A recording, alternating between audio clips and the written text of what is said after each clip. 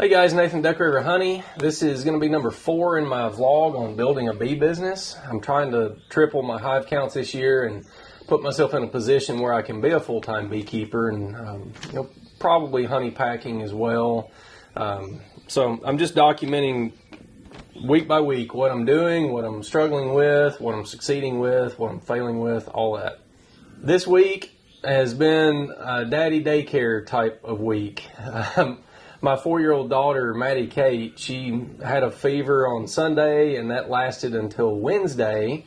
So my wife works full time, so I was watching my daughter.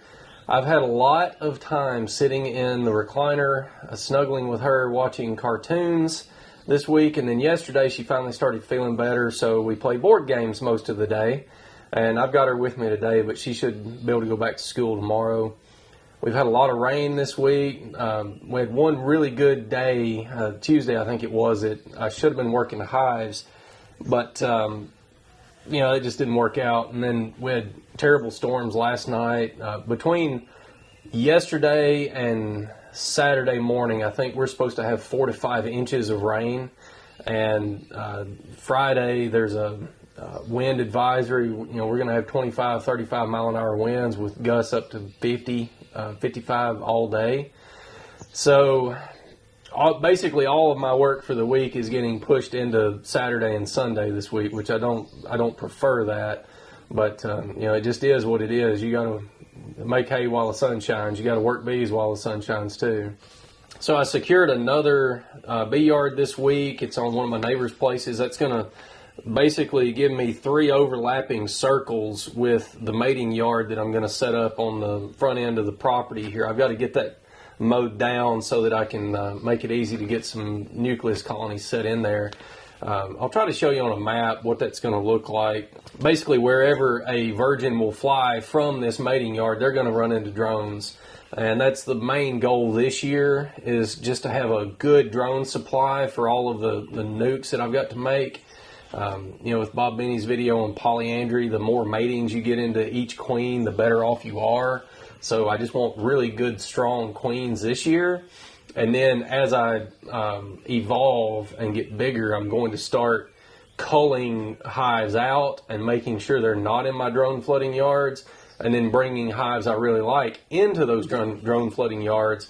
And then, of course, grafting from my absolute best performers. So I'm going to try to breed my best to my good and keep the ones I don't like out of the equation. So I'll get that yard set up in the next couple of days and start moving some hives in, hopefully over the weekend. And I feel like I'm behind on my hive work because I had purple-eye drone brood last week when I was in them, and I feel like I need to be pulling some of those big ones down because they're going to start thinking about swarming early this year, I'm afraid. So I really want to churn through all of my hives in the next couple of days. I'll try to take you guys along for that if I can. I'd like to thank Russell Koopman for donating to the channel. Russell's a friend of a lot of the beekeeping channels. I think everybody knows him. He's up in Minnesota, a really nice guy. He makes an awesome lemon creamed honey. And his liquid honey, he actually got second place at the Black Jar competition at Hive Life this year. So he's got some good stuff up there. I'm curious what his floral sources are. Really good stuff. So the question and answer for this week, the question comes from Damien F89. He says, why don't you make nukes with old queen? We'll boost nuke and you can change queen later in the season. Production hive could get new queen. This is a question that was asked on last week's video, and it pertains to my split strategy, my queen management strategy. And there's a lot to this, and there's a lot of different strategies on queen management. If you're going to run a bee business, queen management and queen replacement is one of the biggest keys to the puzzle. And I want to point you to 3 separate resources on this. 2 videos I'm going to point you to come from the Hive Life conference. If you have not bought those, you should. It's 23 or 24 hours of presentations from really good speakers and extremely knowledgeable people. if you attended Hive Life, you get a discount. It's like $35 to get those. And if you didn't attend, it's twice that, $70 or something. It's worth it either way. So one of those presentations was by Ian Stepler, and it's called Managing the Nuke Battery Within My Operation. And basically what he's talking about is I'm going to put this in round terms. If he wanted to have 100 production colonies, then at the high point of his season, he would have 130 colonies. He would have 100 production colonies, plus he would make 30 nukes with queens from this year. Say it's spring or early summer. So you'd have about 130. And then the rest of the year, you've got a spring phase where you expand your numbers, you go to your high point.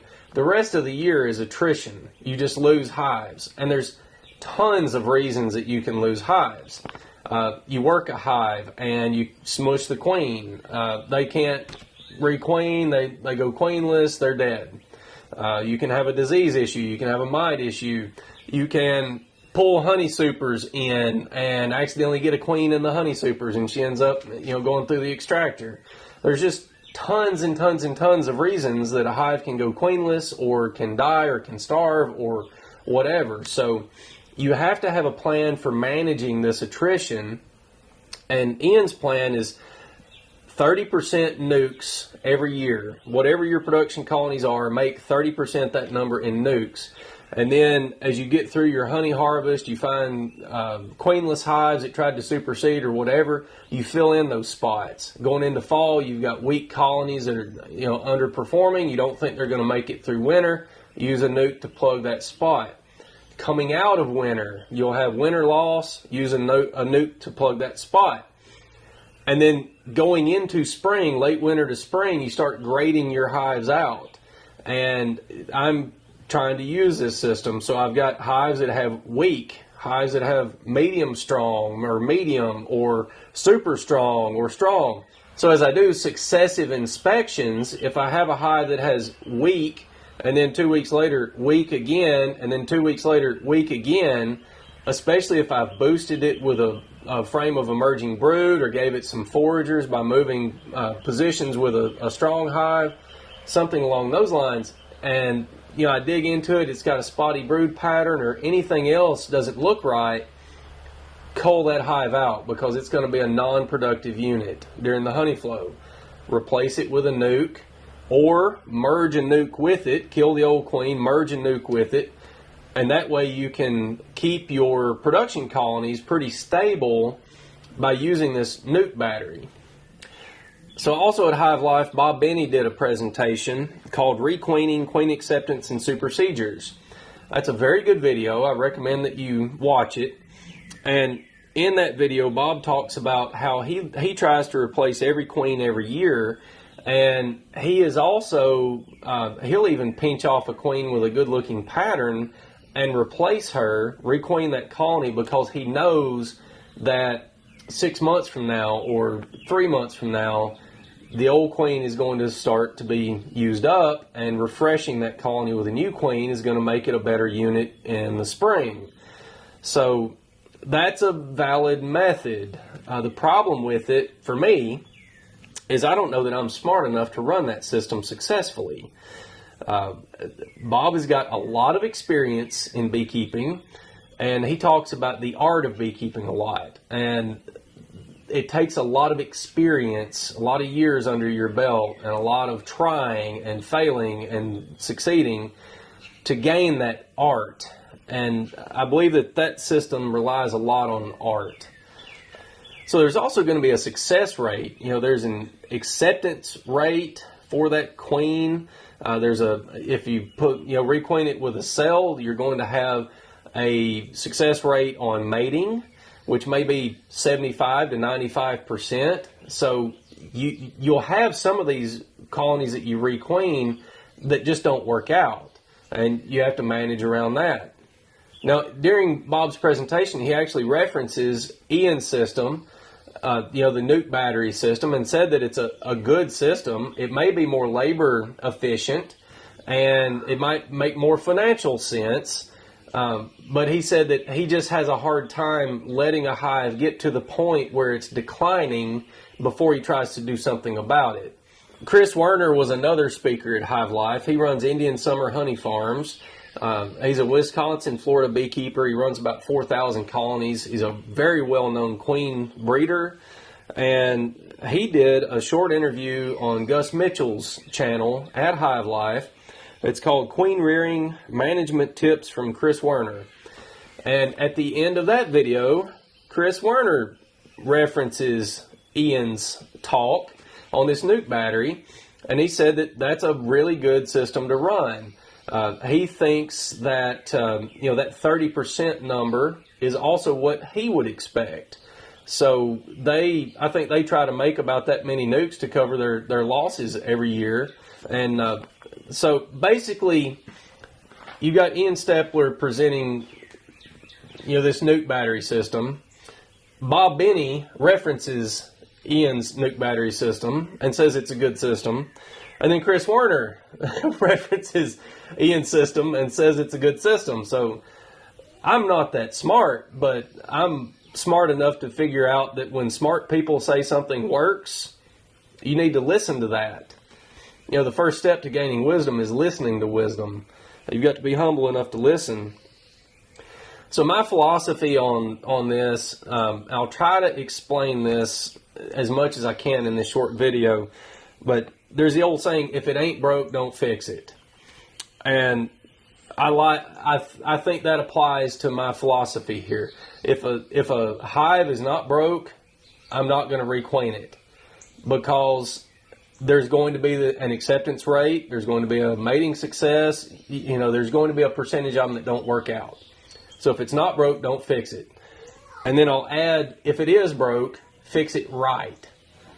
So probably the highest percentage way to requeen a colony is to take a strong nuke, take the weak colony, and merge the two. You kill the old queen, drop a nuke in there, refresh that spot. That's almost going to be 100% success rate.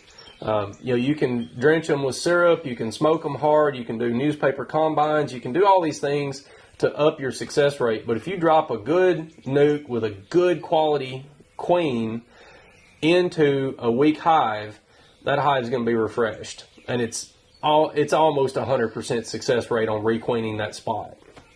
So that's what I mean by, if it is broke, fix it right. I think that's probably the best way to requeen a colony. It's a sure way. And the reason it's a sure way is I know this queen is proven. The queen in the nuke, I know she's proven, especially if she's overwintered. She's got some age on her. She's matured. I can look at her pattern. I can see what she's doing. I can, there's just a surety about this. I know she's going to be accepted. She is accepted by her own hive. So it's just a real high percentage thing with not a lot of risk there. So some advantages that I see of this nuke battery system, for me, I don't have a crew to help, so labor is a limiting factor for me. When I get ready to rear queens, I want to rear queens and then move on to something else. I don't want to be rearing queens while I'm trying to get through my honey extraction. I don't need to have too many things going on at one time. So I think making these nukes allows me to make queens when I want to and then use them throughout the year. That makes sense to me.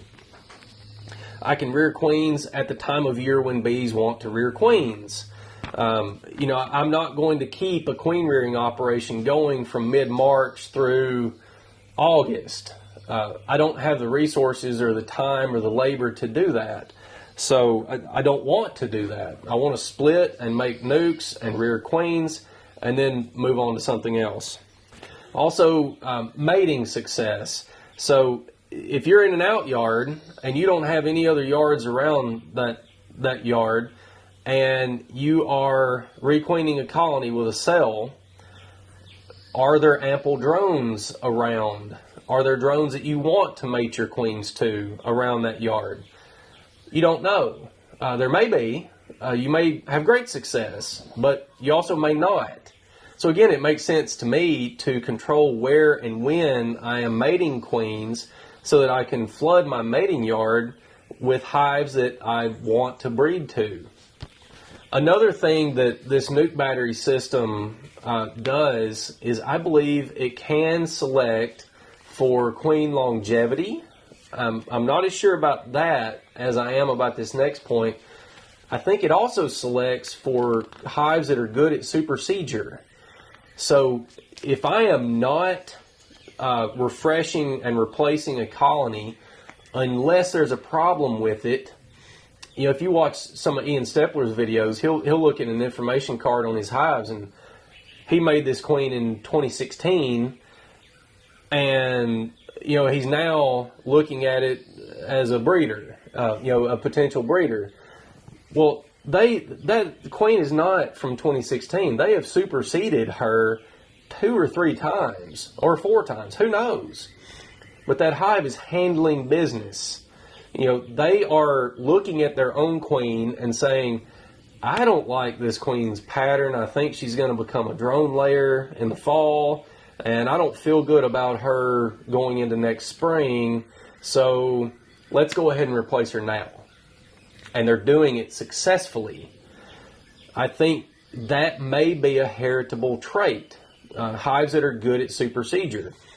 I firmly believe that bees are better at making queens than I ever will be. I think bees are better at making queens than any queen breeder is. Because all we can do is try to influence conditions to help them or encourage them to raise queens. We have to convince them to do it. But the bees, I think, are better at grading queens and making queens than we are.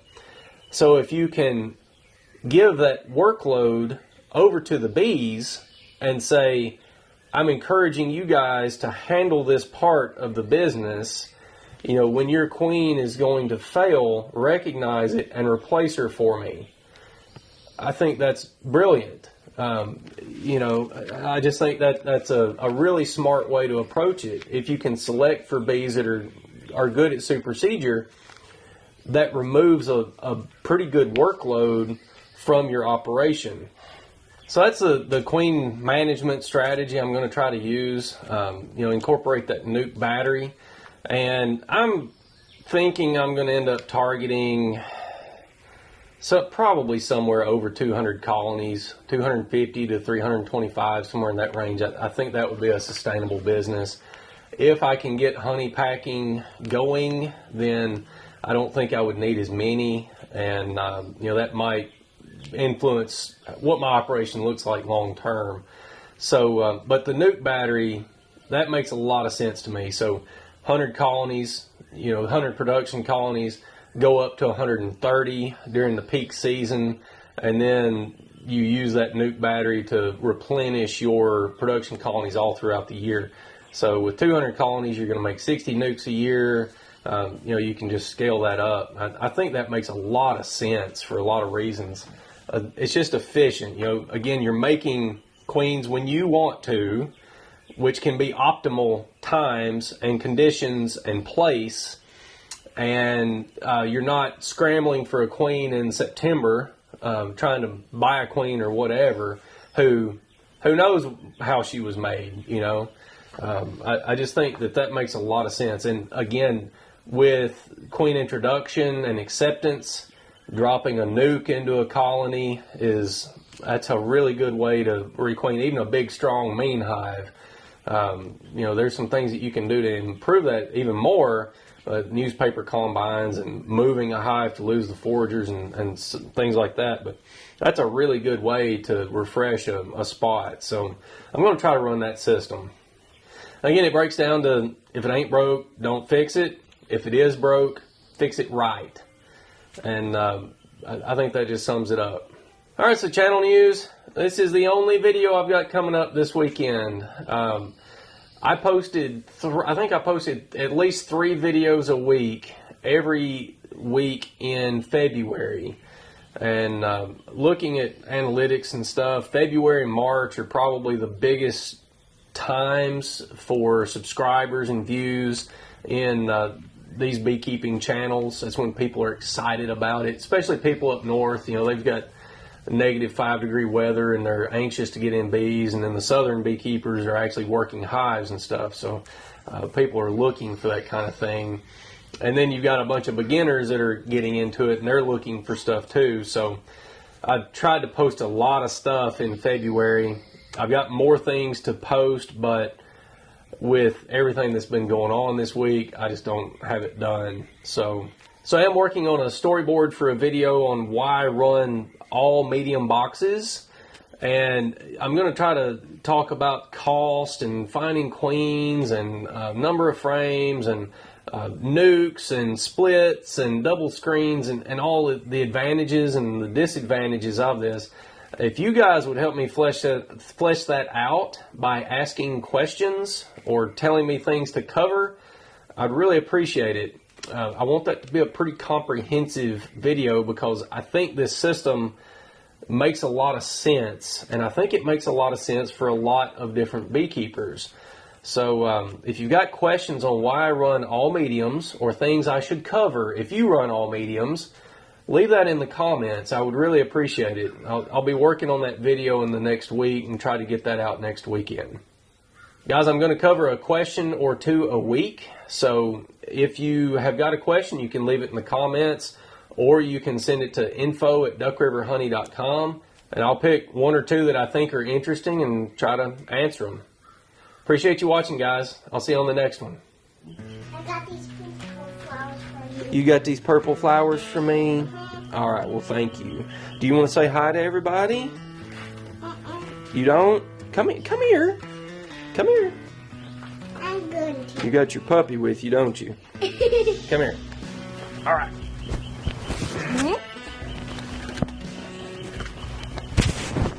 These are the two that you may hear in the background. This is Maddie Kate, and this is Max.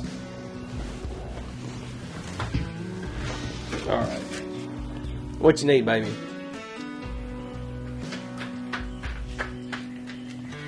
What have you got there? Let's see, you found an old poly band. And what is that? What in the world? Where did that come from? I think it's Pop's old scanner. His old scanner? It was old scanner to watch. Watch what it does. I used it. Oh. It's a flipper. Oh, that's a flipper? That's Pop's flipper? Here, you can have that back. What's this? That's a polyband. It needs to go in the trash can. But you can play with it. This is a Yeah. I don't know. I just want this to scan save me. Okay, well go play.